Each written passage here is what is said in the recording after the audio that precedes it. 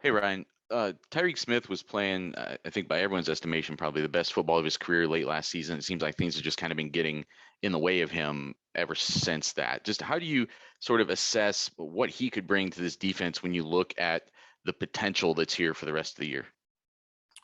Yeah, well, the potential's always been there, and he's had a few things, few injuries that have sidelined him this season. So hoping that as we head into the second half of the season, that his best football is ahead of him, because he's veteran, and it's important our veteran guys play that way. We're going to win some of these big games, and I know he's working towards that, and he's a very important part of our defense.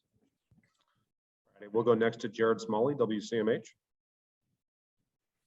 Hi, Ryan. A question about, obviously every team in America wants to start a game quickly, and you all clearly have done that in the last month and a half or so. And I'm wondering two things: the emphasis that you as a staff put on the beginning, the first 2-3 series of a game, establishing that command of a game, and then do you go about scripting plays? Do you have sort of a formulated plan, whether you stick to it exactly or not, but do you have some kind of a plan you want to go off of to get you started in the game?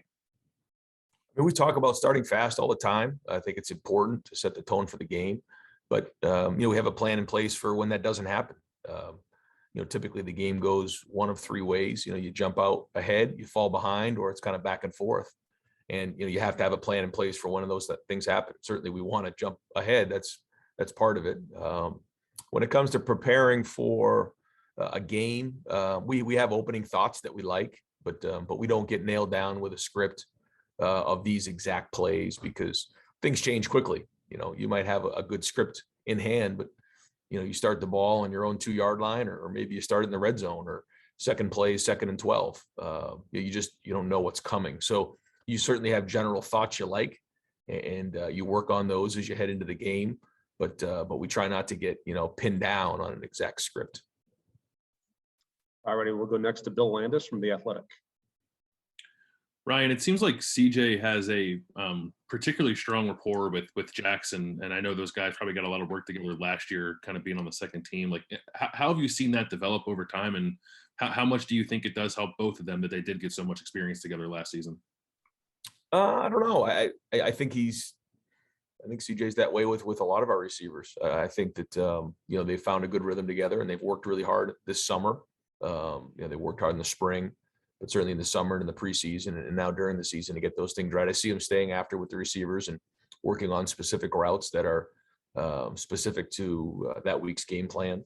And I think overall he's done a good job with all the receivers in that area. Righty, next we'll go to Austin Ward, Letterman Row. Ryan, when somebody makes a play like Marvin Harrison spin there in that second half, how many times would you replay that for the rest of the team to enjoy it? And what does a play like that do for a young player's confidence? Well, I think, anytime you get young guys out there who are working hard in practice, contributing on special teams, who then actually get out there and start to make plays. The play that I would show more than that would be the one we caught over the middle where he got whacked.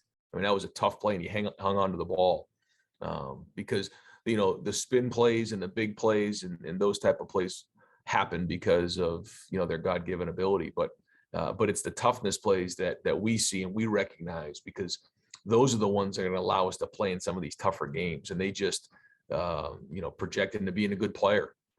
But have been impressed with his practice habits, the way he's helping on special teams, and it was good to see him make some plays, because I got a feeling he's going to help us here the second half of the season. All right, we'll go next to Clay Hall, WSYX. All right, Ryan, as I said to you the other night about beating a heavyweight weight, it's just like it's a proving ground. The 5 wins, none of those teams are real dominant teams. Does it feel like the season starts now, or at least another phase of the season starts now? I don't know. It's one game at a time, like you said, because if you're looking at it like a heavyweight fighter, like you said, you mess around in one round and you get knocked out. So we can't look at it that way. We have to just show up every single game. It doesn't matter who we're playing. Penn State's a very good defense and will be a very big challenge for us, and we know that.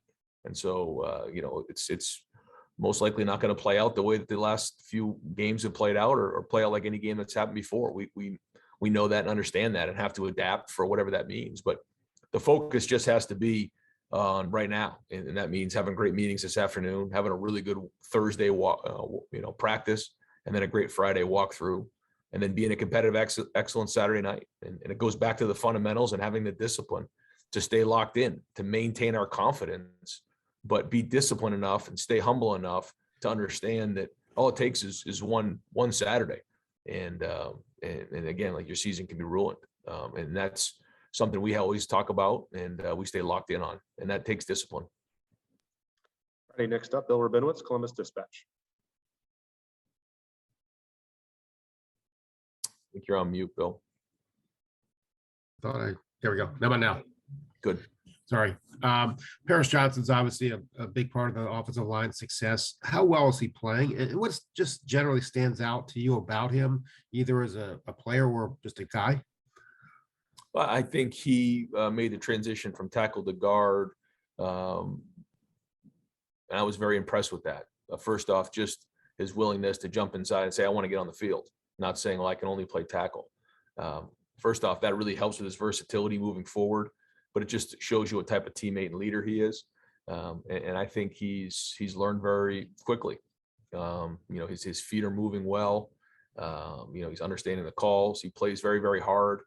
And so, as we play some of these, really good defensive lines, as we're about to do, those guys are going to get challenged more and more, and they're going to have to work through, the good plays and the bad plays. But as a whole, the offensive line, I think, has come together with some chemistry. I know that, Coach Stud wants them to play tough, and in Paris has done that so far. Friday, next, we'll go to Jeremy Birmingham, Leonard Monroe. Hey, Ryan, obviously there's a number of calculated risks you guys take by bringing in a ton of official visitors in the first week of the visit period that we had in June. Some of that in the secondary specifically was that you were putting together a presentation of theory, basically, of how the defense is going to run with 3 safeties and that kind of stuff. Now, having a chance to have some of those kids returning, how important is it just for you as a program that the plan that you put in place is now visible to these kids, and that you can sort of mitigate some of the damage maybe that happened in the first couple of weeks of the season from other teams exploiting what looked to be a problem?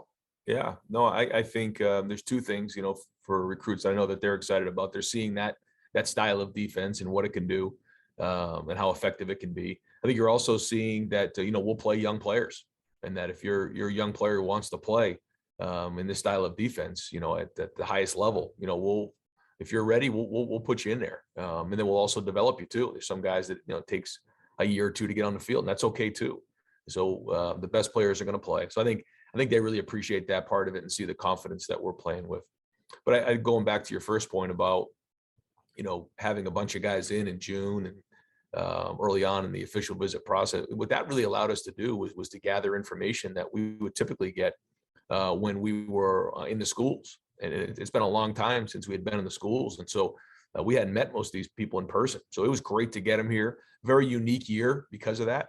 When we were very aggressive early on to learn about what the right fit is, because now more than ever in recruiting, it's the right fit, for a lot of reasons. Certainly, that was a great opportunity for us to learn about a lot of these guys. So getting them back now is great because you're building that process. And that's something that would have happened naturally if, it wasn't for the pandemic.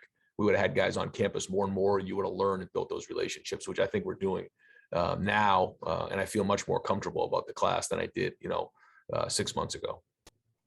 Thanks. Next up, Dan Hope, 11 Warriors. Hey, Ryan, I wanted to ask you, I saw, some of the guys were, at the crew game last night. Some of the guys were at the Blue Jackets game earlier this week. It seems like it's been a pretty big week in general for guys in terms of, NIL opportunities that might come their way. Just curious, how do you approach that with the guys in terms of, encouraging them to take advantage of opportunities that might be good for them, but also, understanding that this is a really big game week? Yeah, well, it's just managing your time like anything else. And, understanding that you have to get your rest and keeping things, and prioritized. And that's what discipline is. And that's part of this process. And it's the maturing process. And they're being, provided opportunities that we never had at this age, that any college athletes have ever had. And so, there's a learning part of this and managing time and, prioritizing again, where you're at with all of your time.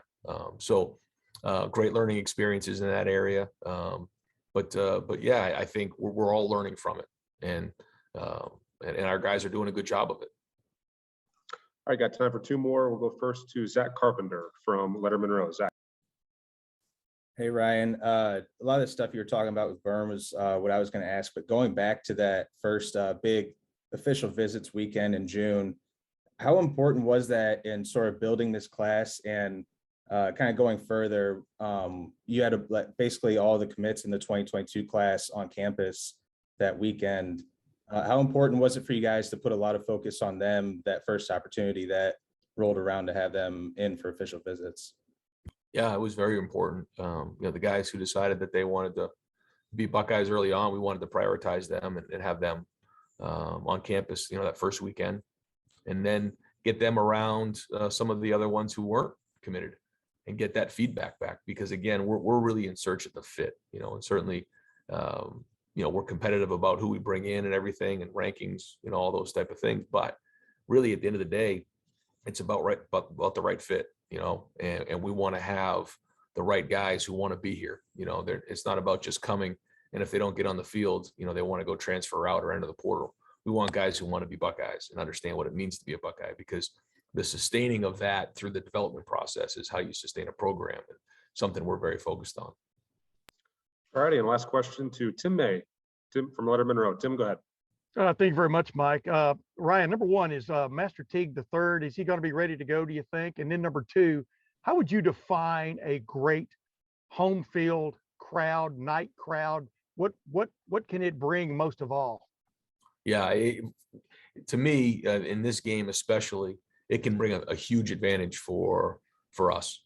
And so, I'm asking Buckeye Nation to be really, really loud when Penn State has the football. And I mean really loud, so that they struggle to communicate, because when they do, that's a huge advantage for our defense, and certainly a big advantage for our defensive ends in their communicating on offense. So when we can do that, like actually the last time Penn State was here, I thought the crowd was unbelievable. And if we can replicate that again, that would be huge for us and for the program. So that's big. And a Master, we're hoping to have them available for this game, but we'll see how today and tomorrow goes.